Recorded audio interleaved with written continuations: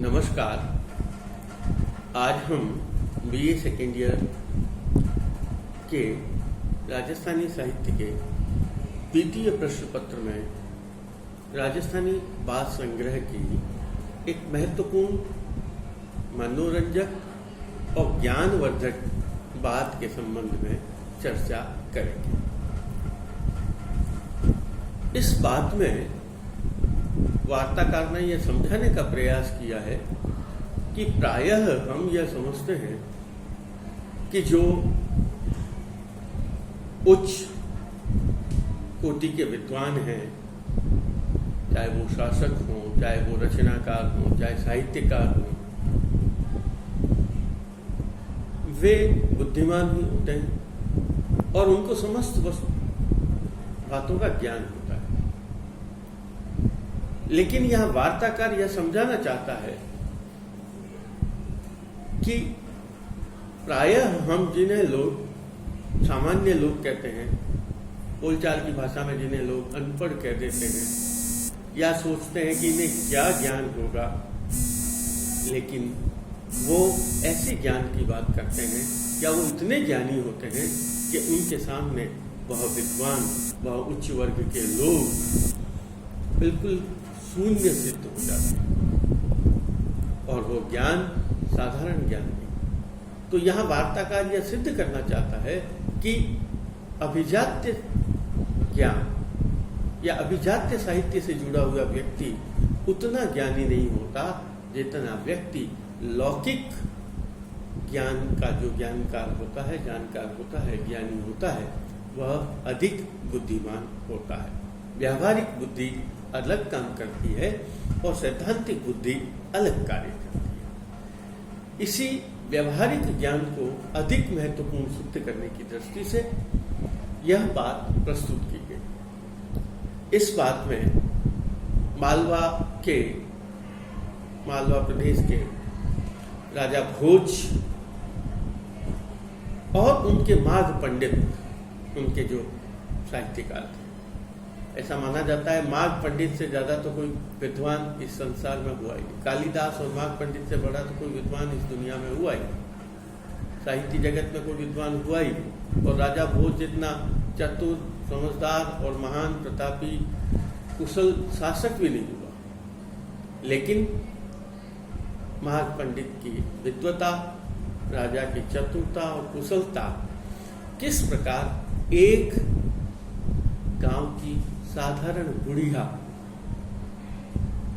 उस पर प्रश्न चिन्ह लगा देती है और वह अपने ज्ञान के माध्यम से किस प्रकार बात को समझाती है कि वे हार मान लेते हैं। और यही वार्ताकार का कहने का अभिप्राय है कि लौकिक ज्ञान अधिक महत्वपूर्ण होता है, जबकि अभिजात्य साहित्य केवल सैद्धांतिक बातों को लेकर चलता है। इसी बात को समझाया। देखिए, बहुत रोचक बात है और वो रोचक बात किस प्रकार चलती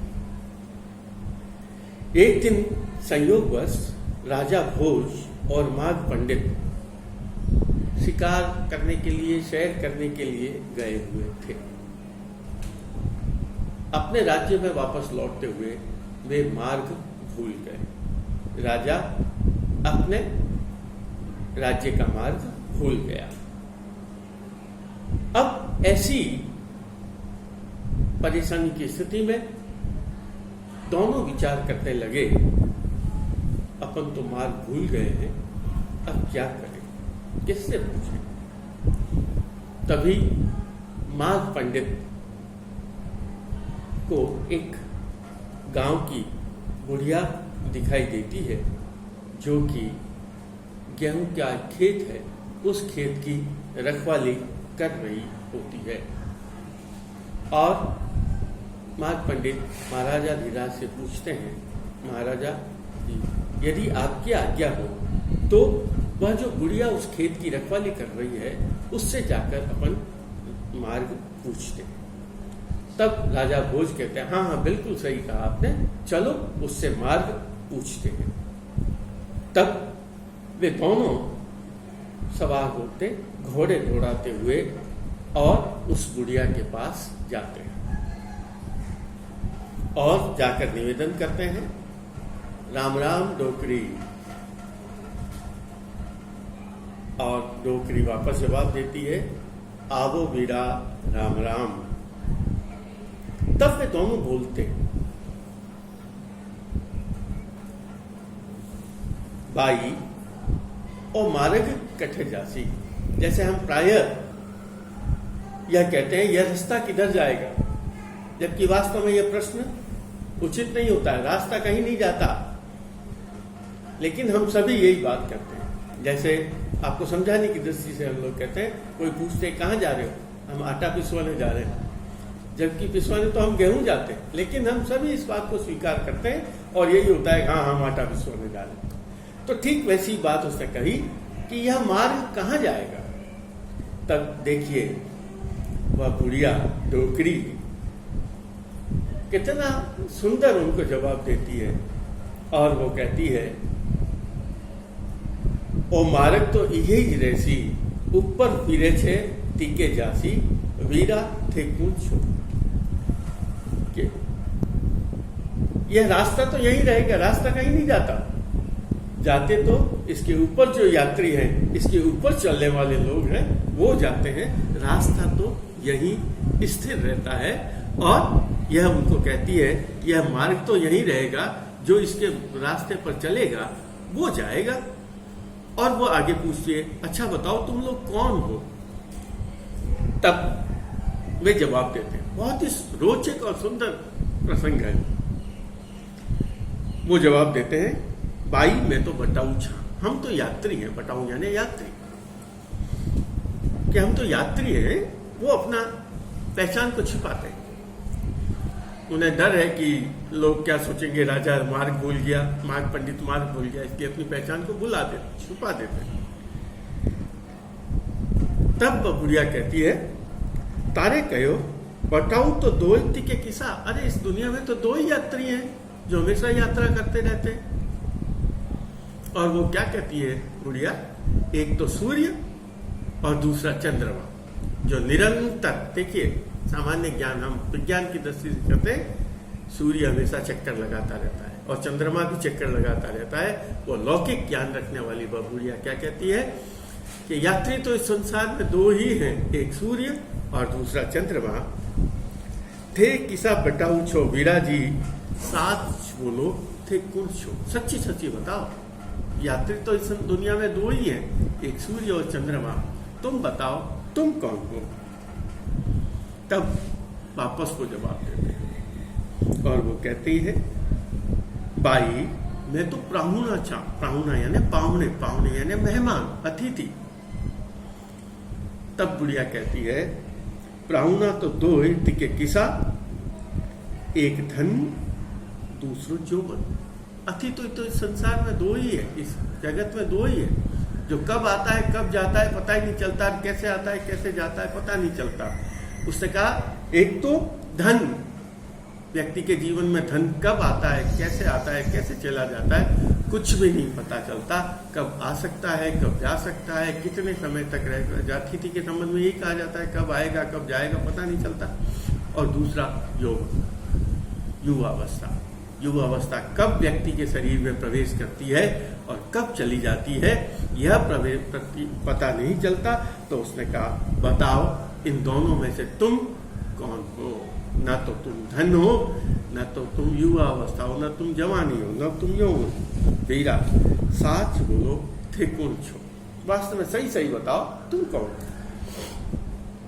तो वो कहते हैं, बाई में तो भरखम्मा छा। भरखम्मा यानी भार उठाने वाले, जो सभी का भार उठाते हैं वो। तो जवाब क्या देती हो, भरखम्मा तो दो के किस्सा। ये भार वाहक तो इस संसार में दो ही है, बताओ तुम कौन से हो। एक तो धरती, दूसरी स्त्री। इस संसार में तो दो ही है भार को उठाने वाले, एक तो ये धरती जो हम सबका पूरे संसार का यह बोझ उठा रही है, और दूसरी है स्त्री जो इस पूरे गृहस्थी की, पूरे जीवन की धुरी बनी हुई है और वो सबका भार वहन करती है। इन दोनों में से वीरा तुम बताओ तुम कौन हो। थे किसा पर तो अब बताओ तुम कौन से भार वाहक हो। साच बोलो थे कुछ। तुम सच्ची सच्ची बताओ तुम कौन हो। वो जवाब देता हूं और वो कहते हैं, भाई मैं तो साध छा, हम तो साधु हैं, सच्चरित्र वाले हैं, साधु हैं। तो वो कहते हैं साधु तो दो, एक तो शील, जो संतो, एक तो संसार व्यक्ति के जीवन में जो शील होता है, जो चरित्र होता है वह, और दूसरा संतोष। साधु का सबसे बड़ा गुण होता है वो संतोष है और चरित्र की महानता। बताओ उन दोनों में से तुम कौन से हो, शील हो या संतोष हो, तुम बताओ तुम कौन से साधु हो। तब और वास्तव में फिर कहती है बताओ तुम कौन। तब वो कहती है भाई मैं तो उज्जला छा, उज्जवल है। उज्जवल है जिसको, जो दूसरों को भी उज्जवल करे, खुद भी निर्मल रहे, निर्मलता से लिए हुए। तो उसने कहा उजड़ा तो दो ही टिके किसा, दो ही व्यक्ति निर्मल है, उज्जवल है, निष्कलंक है, निष्पाप है। कौन है?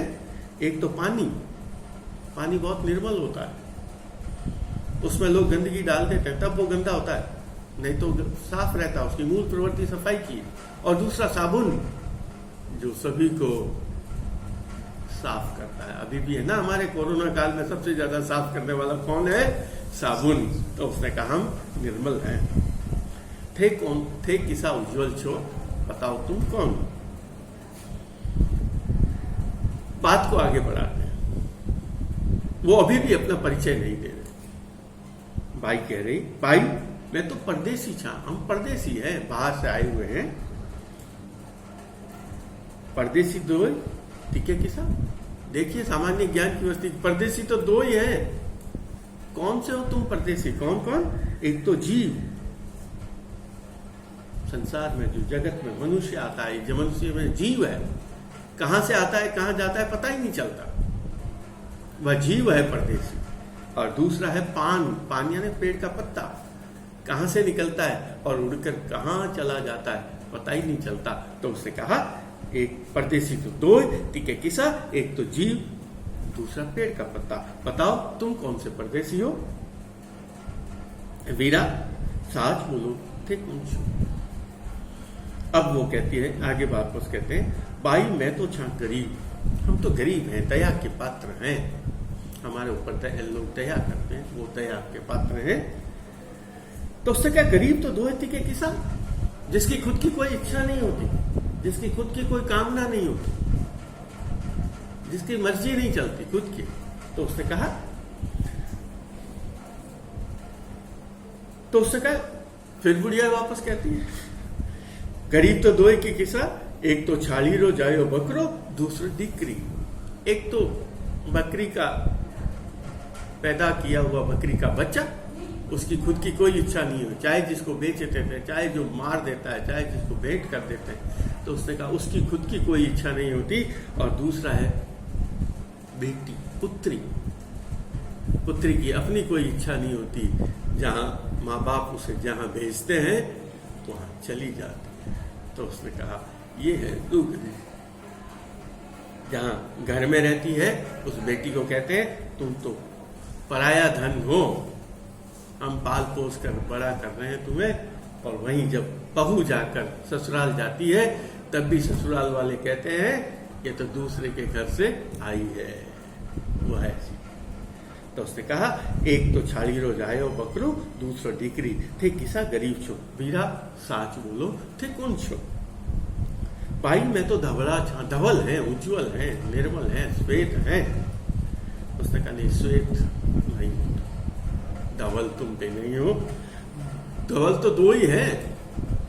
कौन? धवला तो दो, एक टिके किसा, एक तो बलद, एक तो बैल, जो हस्तपुष्ट बैल होता है उसको धवल कहा जाता है। और दूसरा कपास, कपास का रंग हमेशा श्वेत रहता है। तो उसने कहा वह धवलता लिए हुए या तो बैल होता है या कपास होता है। वास्तव में बताओ तुम कौन से धवल हो। तब वह कहते हैं भाई मैं तो भरी आंच, परिपूर्ण है, तृप्त है, परिपूर्ण है, जिसमें किसी प्रकार की कमी नहीं, अपूर्णता नहीं है। बुढ़िया फिर कहती भरिया तो दोए तिके किसा, एक तो बादल और दूसरा स्त्री। एक तो बादल है वो परिपूर्ण होता है, कभी बादल हम सोचते हैं बादल आते हैं और जाते हैं, नहीं, बादल तो पानी आता है, पानी बरस जाता है और बादल समाप्त हो जाता है। तो वही परिपूर्ण तो बादल है, और दूसरा स्त्री वह परिपूर्ण होती है जो दूसरे को पूर्णता प्रदान करती है, अपने में से दूसरे को जीवन देती है, वह स्त्री, वह परिपूर्ण है। थे किसा भरिया छो वीरा साथ छो, थे कौन छो। बाई मैं तो चतुर हैं, तृप्त करने वाले हैं, आनंद प्रदान करने वाले हैं, संतुष्ट करने वाले हैं। फिर वो कहती है चतर तो दोए तिके किसा। तो क्या अच्छा तुम बताओ चतुर कौन, तृप्त करने वाले कौन है, संतोष देने वाले कौन है। तो उसने कहा एक तो अन्न, व्यक्ति भूखा होता है ना, तब उसको अन्न मिल जाता है, वो परिपूर्ण हो जाता है, संतुष्ट हो जाता है, आनंदित हो जाता है। तो उसने कहा एक तो अन्न और दूसरा पानी। पानी भी अपने में से दूसरे को परिपूर्ण करता है, प्रसन्न करता है, आनंद देता है। तो उसने कहा ये बताओ क्या तुम पानी हो, क्या तुम अन्न हो, या वास्तव में बताओ वीरा, बताओ तुम कौन हो। तब उसने कहा बाई मैं तो छा निसंग। निसंग क्या ना, जिसको किसी बात का डर, भय, आशंका कुछ भी नहीं, वह होता है निसंग, निसंकोच, चाहे उसके साथ कोई कैसा भी कर ले। तो उसने कहा वह बताओ। अब उसने कहा कौन। तो फिर वापस को कहती है निसंग तो दो ही क्या किसा, निसंग तो दो ही है, बताओ तुम कौन से निसंग हो। तो उसने कहा एक तो इंद्र, जो किसी से भी डरता नहीं, जिसपे किसी का भी भय नहीं, किसी से भी संकोच नहीं, और सभी के लिए खुला है। इंद्र ये नहीं कहता मैं यहाँ नहीं बरसूंगा, वहां बरसूंगा, ये सभी के लिए खुला हुआ, जिसके द्वार सभी के लिए खुले हुए हों, वह इंद्र, जो सभी को समान दृष्टि से देखता है। और दूसरा अकुर्डी, अकुर्डी होती है कचरा फेंकने का स्थान, वह भी निसंग होता है, सभी के लिए खुला है, चाहे जो जाएगा अपना कचरा डाल देगा उसमें, अकुर्डी उसको कहते हैं। तो उसने कहा एक तो इंद्र, दूसरी अकुर्डी, थे किसान निसंग छो। बताओ तुम कौन हो, तुम कौन से निकले। वो कहते भाई मैं तो हारिया छा, हम तो हारे हुए हैं। तब वो कहती है नहीं, तुम हारे हुए नहीं हो। हारे हुए तो दो व्यक्ति होते हैं। कौन कौन हारा हुआ है कि एक तो हारा हुआ व्यक्ति है जिसके सिर के ऊपर कर्जा हो, वह कर्जा वाला व्यक्ति वह हारा हुआ है। तो उसने कहा वह हारा हुआ व्यक्ति, और दूसरा बेटी का बाप, चाहे कितना ही बड़ा व्यक्ति हो, उसे दूसरे के सामने झुकना ही पड़ता है। तो उसने फिर पहले भी कहा, जब पहले भी बात हुई तो वो कहता है हम तो राजा है, राजा तो दो ही है। कौन है, एक तो इंद्र राजा जिसका शासन सभी पे चलता है, और दूसरा है यमराज। एक तो इंद्र, दूसरा यम, जिसके राज्य के बिना, जिसके शासन के बिना कुछ भी नहीं होता, या कोई भी उसके कठोर कानून से बच नहीं सकता। बताओ तुम कौन से राजा हो। तब वे कहते हैं थे किसा हारिया छो वीरा जी, थे साच बोलो थे कुछ। वो हार जाते हैं बुढ़िया के सामने, वह माघ पंडित का ज्ञान ठहर जाता है। राजा भोज जो कि अपने आप को बहुत बड़े समझते हैं, उनका ज्ञान भी यहीं आकर विराम ले लेता है, और वो बुढ़िया के सामने अपनी हार स्वीकारते हैं। वो कहते हैं बाई मैं तो जाना न छे। हे बाई हम कुछ भी नहीं जानते, जाने सुतू हिज छे। मैंने आपको जो प्रारंभ में बात कही थी, वही यहाँ बात आकर कहती है, हमारा ज्ञान, हमारा भौतिक सुख साधन कुछ भी है आपके सामने शून्य है। आपके लौकिक ज्ञान के कारण, आपके अनुभव के सामने हमारा ज्ञान शून्य है। इसलिए हम कुछ भी नहीं जानते। हम कौन है? जो जानते हैं वो। जो जानती है वो तुम ही जानती हो। बताओ हम कौन हैं? तो वो कहते हैं भाई मैं तो न जाना छा, जाने सो तू ही छे। और देखिए बुढ़िया का इस कहानी के अंत में बुढ़िया क्या जवाब देती है उनको। तारे डोकरी कहो ओ राजा भोज छे, तू माघ पंडित छे। वो पहचान बता देती है, यह तो राजा भोज है और तुम माघ पंडित हो। मैं तुम्हें जान गई, यही रास्ता है, वही मार्ग है, जाओ। जिस रास्ते पर तुम जा रहे हो यही रास्ता है। इस प्रकार ये कहानी यही परिपूर्ण होती है।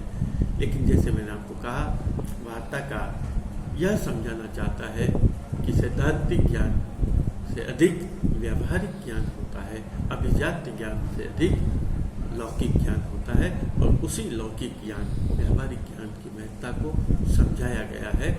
जहाँ हम आम आदमी को यह समझते हैं कि वह अज्ञानी, मूर्ख और गंवार है, जबकि वास्तविकता यह नहीं, वह अपने अनुभव के आधार पर बहुत महत्वपूर्ण और ज्ञानी होता है। धन्यवाद।